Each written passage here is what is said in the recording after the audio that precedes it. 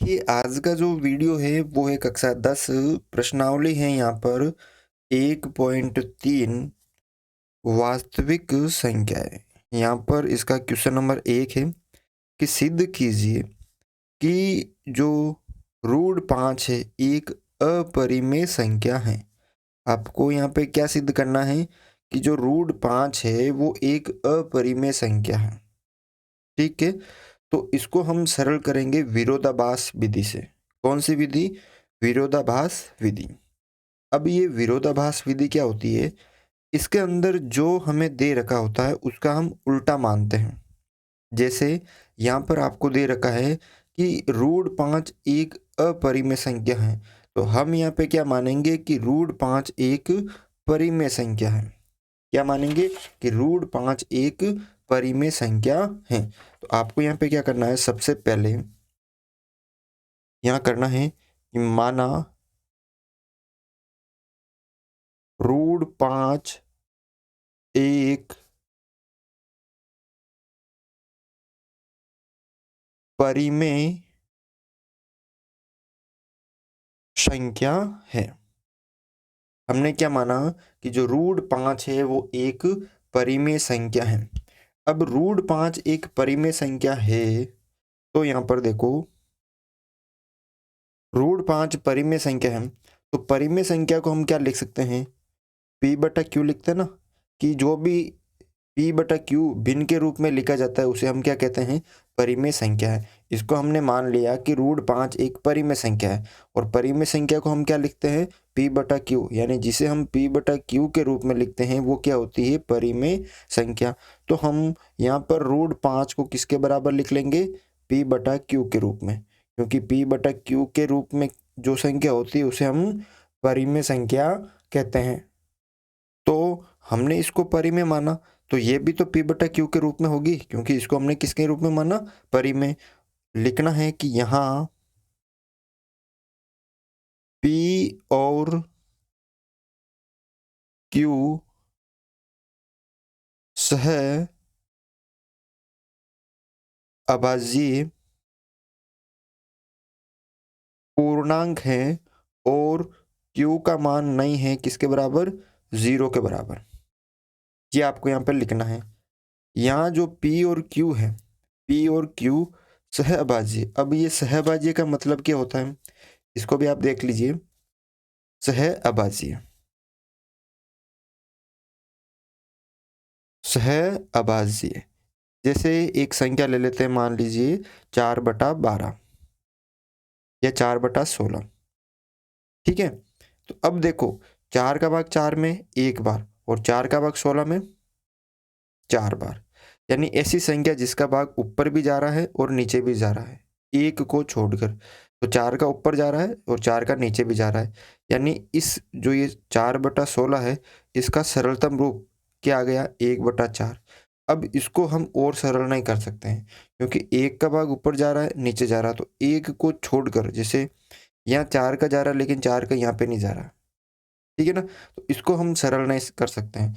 तो यहाँ पर ये जो भिन्न है इसको हम और सरल नहीं कर सकते हैं, यानी कुछ भी हो सकता है यहाँ पे, लेकिन उसको सबसे छोटा रूप है वो सरलतम रूप है वो, इसको हम यहाँ पे सरल नहीं कर सकते हैं।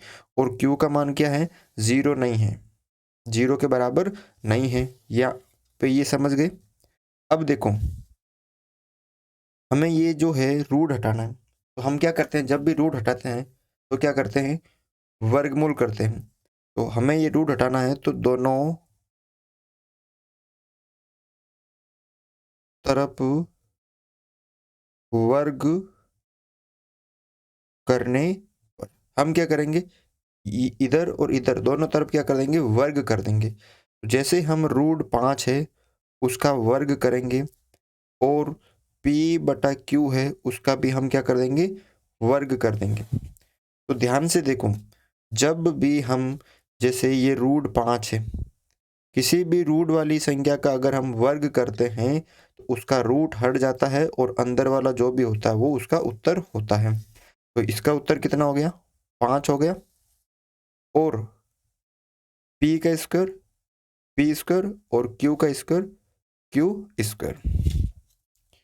ठीक है, अब इसका हर मैंने 1 मान लिया, दोनों को वज्र गुणा कर दिया, तो 5 इंटू क्यू स्क्वायर, इसको मैंने इससे कर दिया बराबर पी स्क्वायर को मैंने 1 से कर दिया, तो पी स्क्वायर।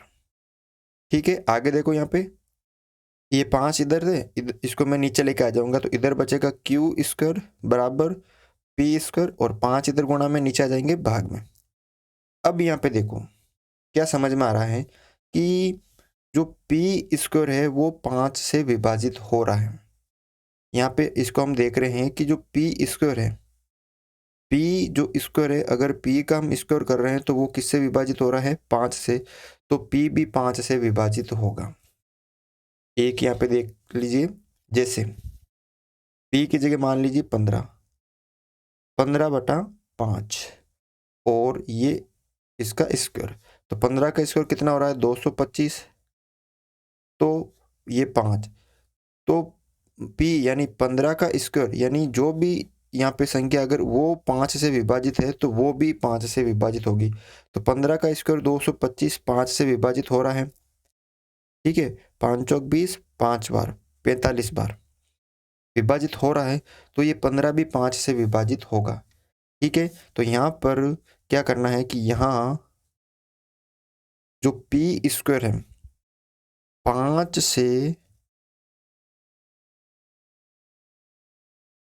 विभाजित है, 5 से विभाजित है, तो जो पी है, पी बी 5 से विभाजित होगा। ठीक है, अगर P का जो स्क्वायर वो 5 से विभाजित है तो P भी 5 से विभाजित होगा, लेकिन जरूरी नहीं है कि अगर मैंने P में 5 का भाग दिया तो Q ही आएगा, कुछ और भी आ सकता है। ये जरूरी नहीं है कि अगर मैंने ये दोनों बराबर दिख रही है यहाँ पे कि पी स्क्वायर में 5 का भाग जा रहा है, तो इसका मतलब ये तो परिमेय संख्या होगी नहीं यहाँ पे। तो ये जरूरी नहीं है कि अगर मैं पी में भी 5 का भाग दूं तो वो क्यों आ सकता है, उसकी जगह कुछ भी आ सकता है, कोई दूसरा भी उसकी जगह आ सकता है। तो यहाँ पर ये जरूरी नहीं है कि मैं अगर पी में 5 का भाग दे रहा हूँ तो वो क्यों आएगा। तो यहाँ पे अगर मैं पी में 5 का भाग दे रहा हूँ तो वो कुछ भी संख्या आ सकती है, जैसे उसको मैंने मान लिया m। ठीक है, तो p बराबर 5m, 5 इधर भाग में था उधर गुणा में। ठीक है, अगर मैं p में 5 का भाग दे रहा हूँ तो कुछ भी आ सकती, जरूरी नहीं क्यों। अब ये जो आ गया है आपके p बराबर 5m, इसे आप क्या करो, इसमें रख दो, किसमें, इसमें रख दो, समीकरण 1 मान लीजिए इसमें। तो यहाँ पर आपको क्या करना है, जो P बराबर 5m है, P बराबर 5m, ये समीकरण 1 में रखने पर, समीकरण 1 में रखने पर, समीकरण 1 ये रहा, 5 इंटू क्यू स्क्वायर, और P की जगह क्या रख देंगे, यहाँ पर P की जगह रख देंगे 5m, और उसका स्क्वायर हो रहा है P स्क्वायर, कर दो इसको सरल, 5 इंटू क्यू स्क्वायर बराबर 5 का स्क्वायर कितना होता है 25, और m का m स्क्वायर। ठीक है, अब 5 इंटू क्यू स्क्वायर, और 25 इधर गुणा में इधर आ जाएंगे भाग में, बराबर m स्क्वायर, 5 एकम 5, 5m 25, तो क्यू स्क्वायर बराबर 5 बराबर m स्क्वायर। अब यहाँ पे देखो वापस स्थिति पहले वाली आ गई, ये वाली, पहले यहाँ पे पी स्क्वायर बटा 5 था, यानी कहने का मतलब पी स्क्वायर 5 से विभाजित है तो पी भी 5 से विभाजित होगा, लेकिन वापस स्थिति यहाँ पे आ गई है कि अब की बार क्यू स्क्वायर भी 5 से विभाजित है, तो क्यू भी 5 से विभाजित होगा। तो यहाँ पर वापस देखो स्थिति आ गई कि क्यू स्क्वायर 5 से विभाजित है तो क्यू भी 5 से विभाजित होगा। ये स्थिति जो थी वो दूसरी, और ये स्थिति है पहली। पहली स्थिति में क्या था कि जो P है वो भी 5 से विभाजित होगा और जो Q है वो भी 5 से विभाजित होगा। तो यहाँ पर ध्यान से देखो, हमने क्या माना था शुरू में, अगर इसको हम समझते हैं कि यहाँ P और Q सहअभाज्य है। P और Q का मतलब है इसको कोई भी और संख्या काट नहीं सकती है, लेकिन यहाँ पे तो हमारा सारा जो है, हमने जो भी माना था वो गलत हो गया, क्योंकि यहाँ पे P भी 5 से विभाजित है और Q भी 5 से विभाजित है। तो यहाँ पे आपको लिखना है कि स्थिति 1 व 2 से स्पष्ट होता है। स्थिति 1 व 2 से स्पष्ट होता है कि P बटा Q एक परिमेय संख्या नहीं है। परिमेय संख्या नहीं है। तब √5 एक अपरिमेय संख्या होगी। ठीक है ना? तो ये करना आपको इसमें काम।